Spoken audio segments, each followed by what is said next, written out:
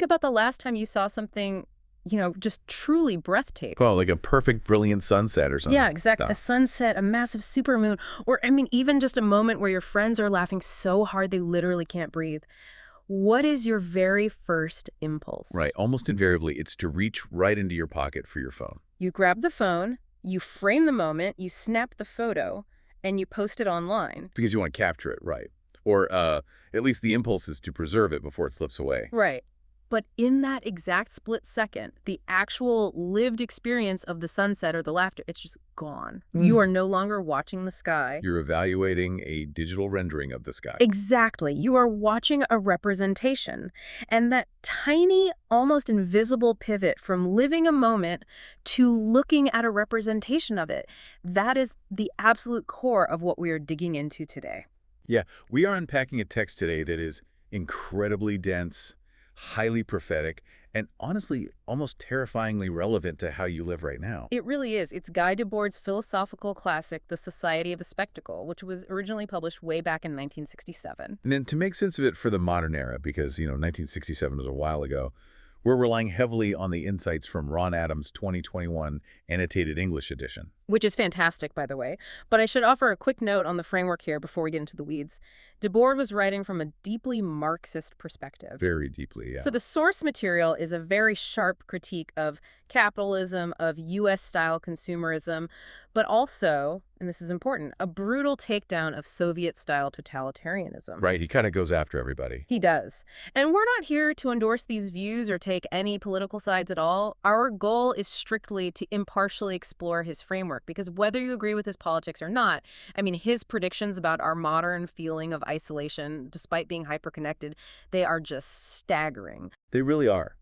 And to actually understand those predictions, we have to start with the foundational thesis of the entire book. Okay, let's unpack this. What is the core idea? So, Debord argues that everything that was directly lived has moved away into a representation. Basically, we no longer live life. We watch an image of it. And he calls this overarching system the spectacle.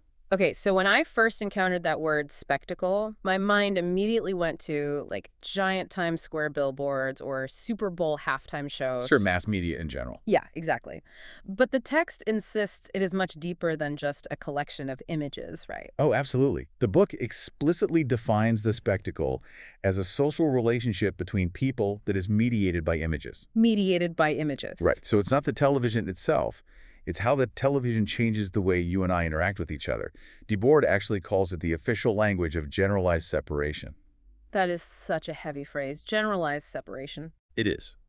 And to understand the mechanics of this, Adams's 2021 annotations walk us through this massive historical shift.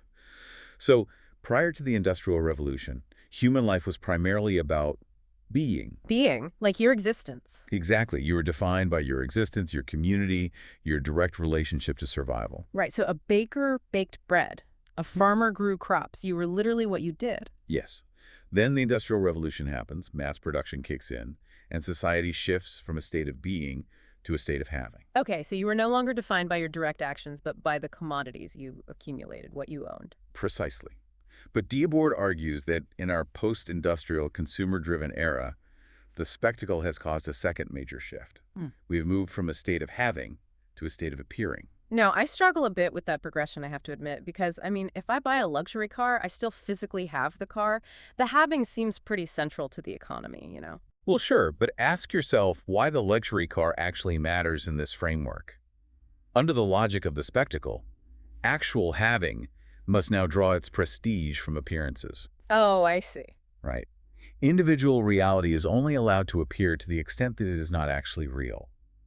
Think of the modern influencer, renting a grounded, empty private jet just to take photos for social media. Oh, wow. Yeah. The actual having of the jet is totally irrelevant. Exactly. The appearance of having it is the entire point. The image is the ultimate currency. Wait, so is the spectacle basically just a fake world we built to escape reality? It kind of reminds me of the map analogy in the text. The map analogy is perfect for this. Yeah, it's like we drew a map of the world in such high definition that we mistook the map for the actual territory, and now we only live on the map. That's exactly it. And what's fascinating here is how the text describes the spectacle's function. It doesn't use, overt force to make you participate. It doesn't have to. Right. It essentially puts you to sleep. The text describes the spectacle as the ambient that maintains that sleep. It monopolizes the presentation of appearances and simply dictates, and this is a quote, "What appears is good, what is good appears." Wow. It just demands passive acceptance. And I mean, think about how this works in your own life as you're listening to this. You're at the office engaging in water cooler small talk about some viral video. Or maybe arguing with strangers in a comment section about a highly publicized celebrity trial. Yeah. You aren't actually connecting with your coworker, and you certainly aren't connecting with the stranger online. The image, the viral video, the trial is the only common ground you share. You are both just connecting to the spectacle together. Exactly. So if we are all isolated into these separate islands, only connecting through images, how does the system actually keep us hooked without us, revolting? Well, it manufactures our desires. The text outlines a mechanism called unity upon disjunction. Unity upon disjunction, that sounds like a total contradiction. We are united by how divided we are. That is the precise mechanism, yeah. The spectacle constantly creates fierce but trivial loyalties. Like competing brands. Right, or opposing political parties, different celebrity factions. The text notes that these power groups differ only in the style of the theatrics. The style of the theatrics. Yeah, they offer an abundance of choice, but it is ultimately a false dichotomy.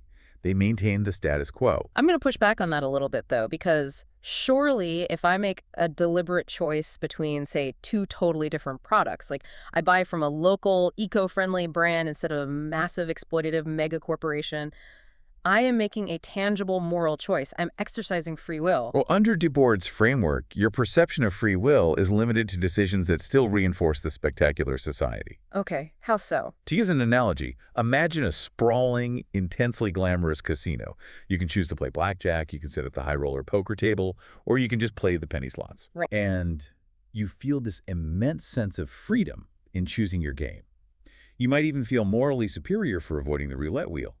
But the house rules still govern everything. No matter what table you sit at, you are still a gambler participating in a system designed to extract your wealth. Exactly. Choosing between two brands is still a choice to consume.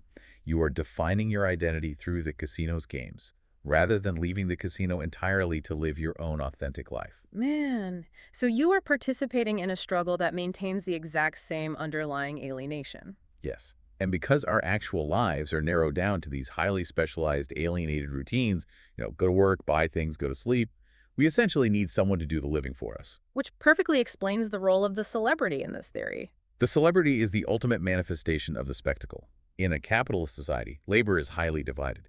If you spend 40 hours a week just entering data into a spreadsheet, your lived experience is incredibly narrow. Yeah, very restricted. So the celebrity compensates for that. They act out a fully lived life on our behalf. They wield power, they travel to exotic locations, they consume all these high-end products. Right. We consume their image instead of living our own life. We watch them go on vacation so we don't have to realize we can't afford one. It's bleak, but yeah. And because of this dynamic, the text argues that the celebrity is actually the enemy of the individual. The enemy, that's strong. Because to identify with a celebrity, the public must renounce their own identities. The celebrity requires you to project yourself onto their image. The image overrates the human being. And the specific historical examples Ron Adams uses in his annotations really bring this home. Oh, the Khrushchev example is amazing. Yeah. He mentions Nikita Khrushchev being retroactively promoted to general so he could take credit for a World War II battle 20 years after the fact. Right, because the image of the strong leader had to be maintained, even if literal history had to be rewritten to support the image. Exactly. Or consider John F. Kennedy. JFK's public persona was largely crafted by a speechwriter, Theodore Sorensen. And Adams points out that JFK essentially survived himself because Sorensen wrote JFK's funeral oration in the exact same distinct rhetorical style that created the living man's persona. Which is wild. The image was totally autonomous from the actual breathing human. It is the triumph of the appearance over the reality. And this autonomy of the image, it doesn't just shape our psychological identities, it physically dictates the world we live in. Yes. Space and time, they are completely commodified. Let's dig into the physical space first, because this is where the philosophy literally hits the pavement. Literally, yeah. The text has a profound critique of urban planning. viewing it not as a neutral effort to build efficient cities, but as a technology of separation. Right. Historically, organic cities were places where different classes and types of people mixed and interacted directly. It was harder to control. So the spectacle reorganizes this space to isolate individuals, replacing the city with what Adams calls a pseudo-countryside. The suburbs. Exactly. Think about the classic modern suburban development. They aren't real communities in the traditional sense. They are sprawling networks of isolated boxes. It creates an artificial peasantry almost. Yeah.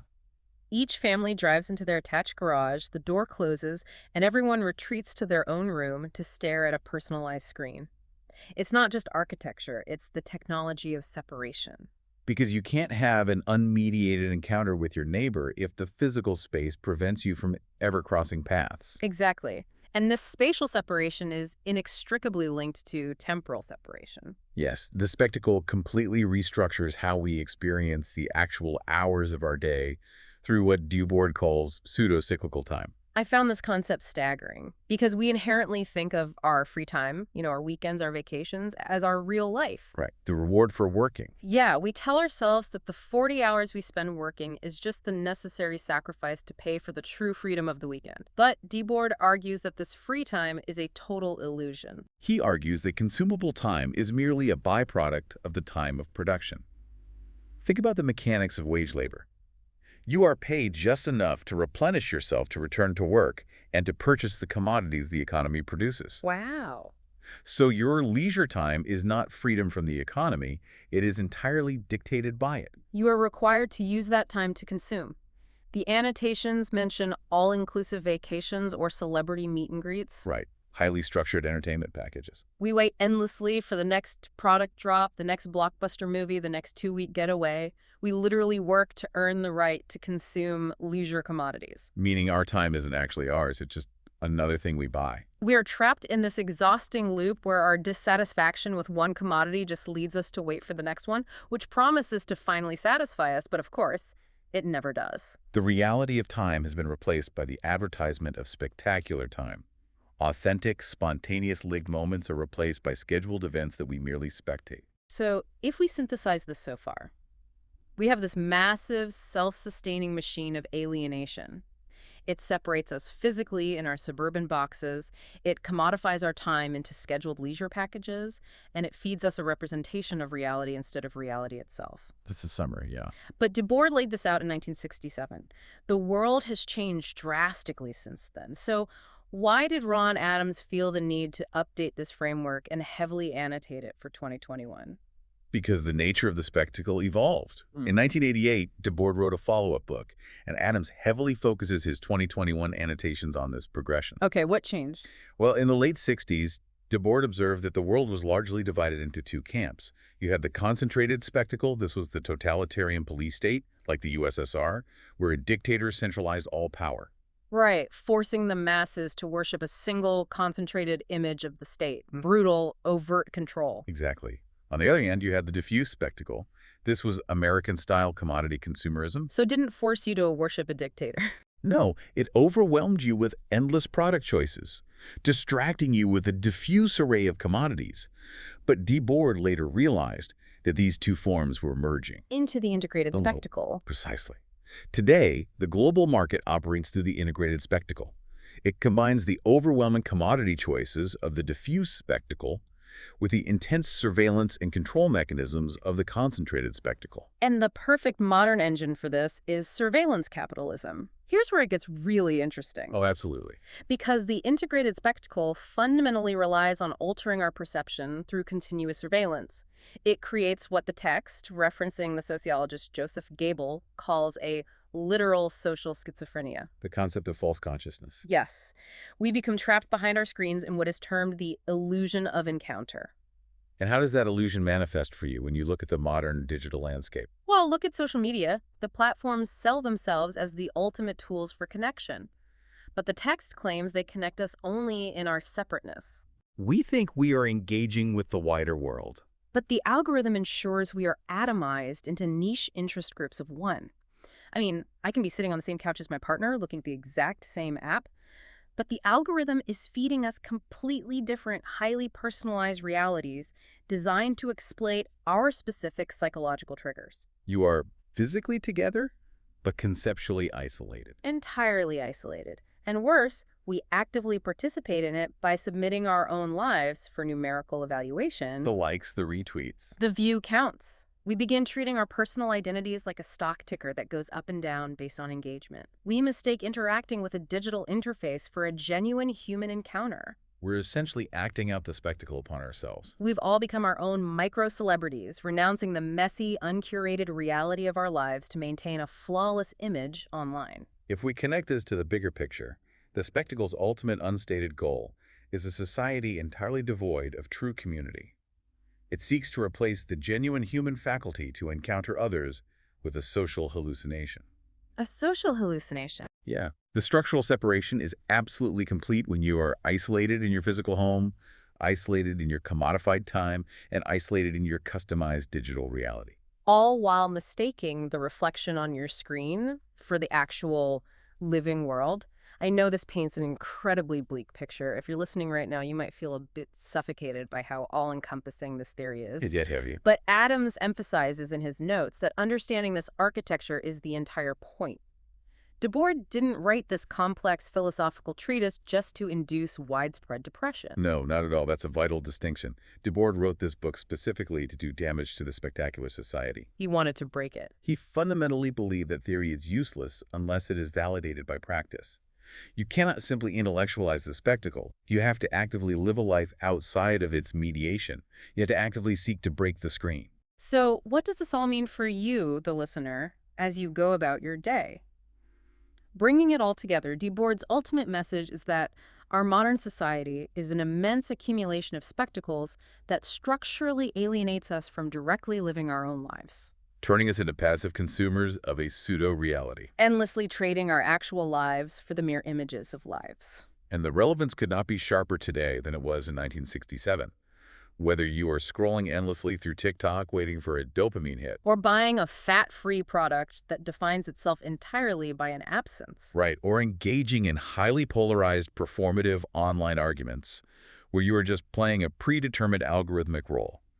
You are swimming in the spectacle. But recognizing the water you are swimming in is the very first step. It is seeing the casino for what it is, instead of just trying to pick a better game to play. And that leads to the ultimate challenge posed by the text, a return to the direct, lived experience, stripping away the mediation. Which brings us right back to where we started. That sunset. That moment of uncontrollable laughter. If nearly every aspect of our modern life, our architecture, our leisure, our politics, our relationships, is mediated by the spectacle, well, what does a truly unmediated, direct human experience even look like for you today? Have you had one recently? Huh? Or was it just another image carefully curated and filed away? That is definitely something to sit with the next time you feel the impulse to reach for your phone to capture a moment, rather than simply living it.